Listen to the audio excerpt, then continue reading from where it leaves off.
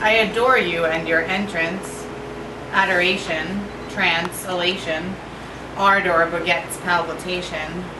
If I leave, can I return again? Turn again. Turn again. Gain a jiggity jig. To everything there is a season, even for pain. Have a cigarette. Season, reason, Reese's Pieces. Praise Jesus for Reese's monkey serum. So the stork didn't drop me like a bomb on my mother. Special delivery indeed.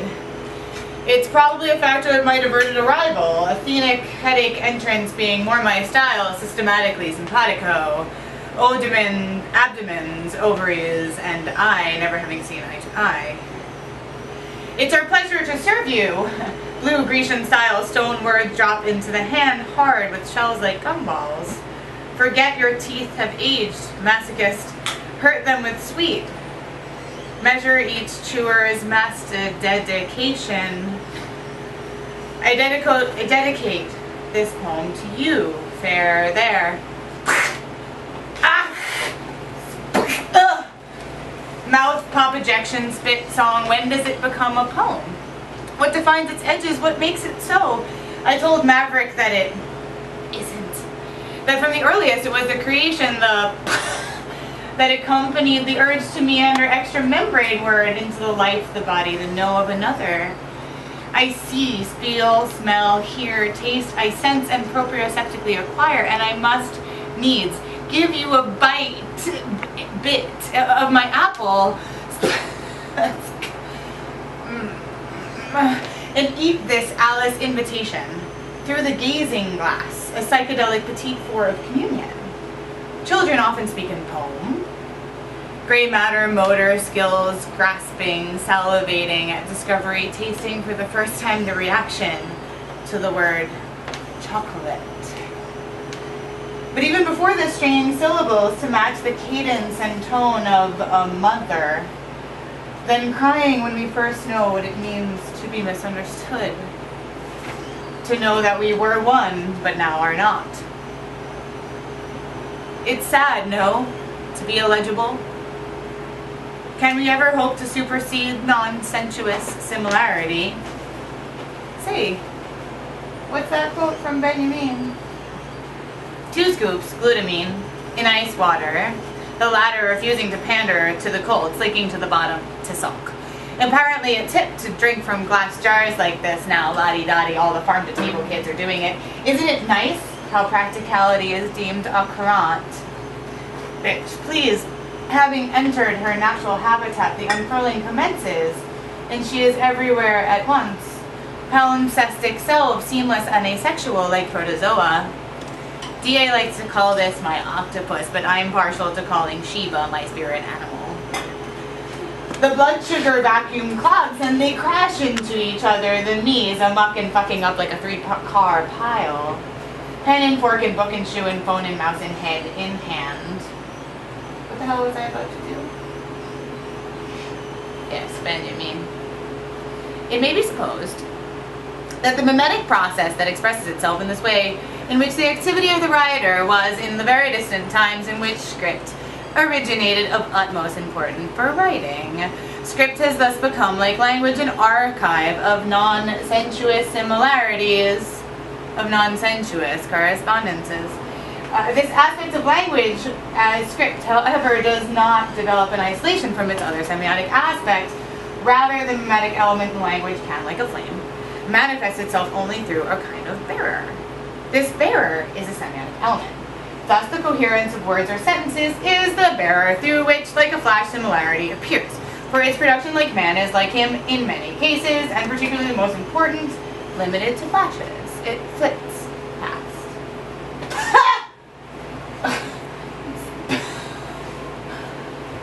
Please know me by this sound. Let me love you here with these words. And how may one know when the poem is over? Don't you see, friend?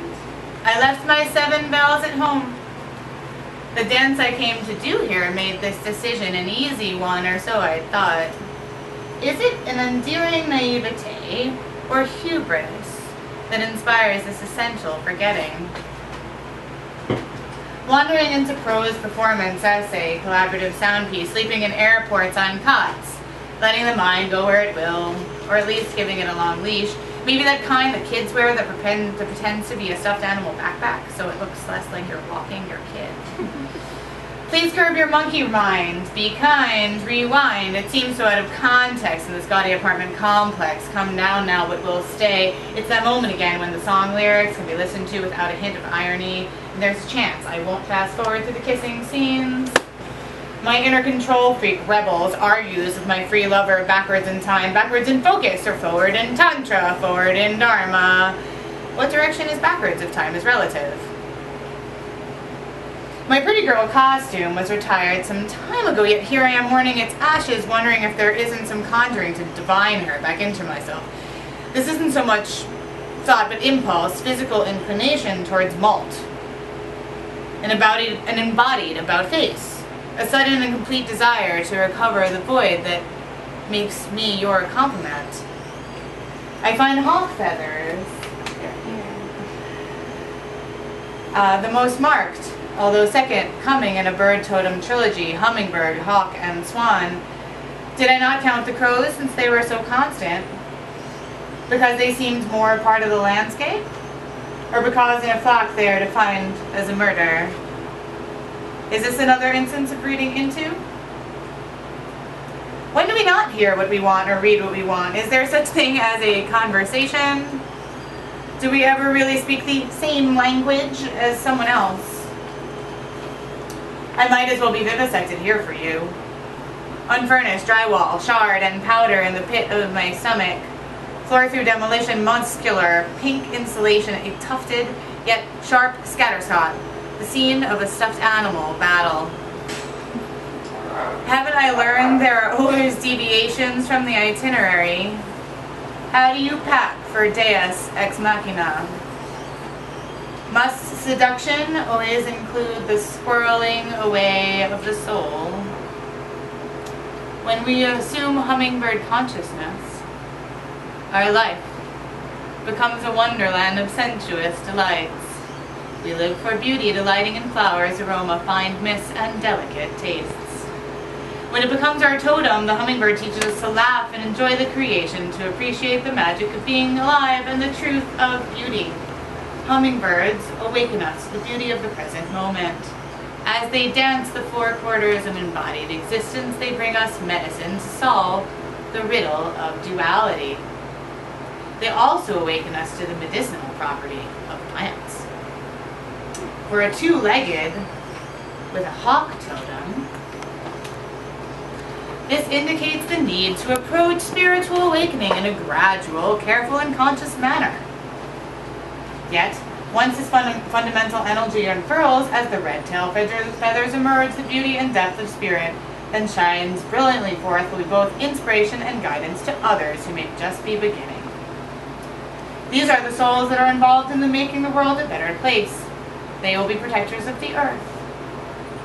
The lineage starts to emerge, to click and feel natural, not forced, not a thing having to do with form or name or style, but heart and spirit, family and dedication, energy and presence and perseverance and courage and spitfire, of humor and unspoken affinities, of shared trauma and a proclivity towards a self-destruction that runs the gamut from bottle to pen to mind and back again.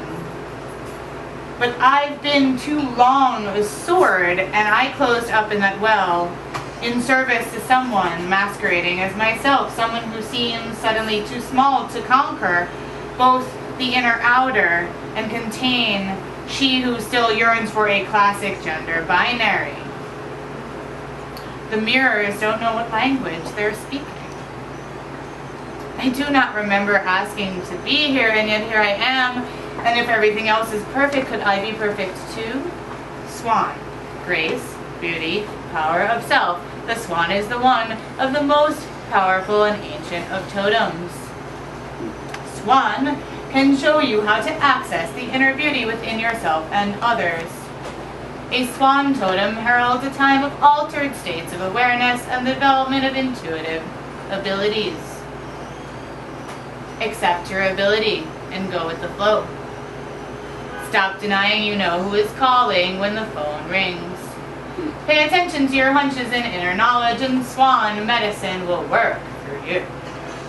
The swan's call teaches the mystery of song and poetry, for these touch the child and the beauty within. From the seemingly random, the rhizome emerges. Returning, I feel like a blood cell that has vacationed in a capillary, thin and strong, with some of my courageous cell brethren. And the first visceral response to city is a deep inhale, not a cough, for it is not air but density I breathe, proximity to humanity's pulsing heart. Verticality retains its natural upward thrust, and the right angles fall away to reveal our anthills, our striving, tumbling upwards over and under each other. It is never the city's form or population that drains, for this is our most organic impulse, to collect and share resources, to join geographically in work and leisure, to effectively evolve. I don't know why or what it means, but I feel better at peace, and maybe I needed no more than this. Just being here, trusting the beauty, and including myself in that original description. Beauty, such beauty. Right.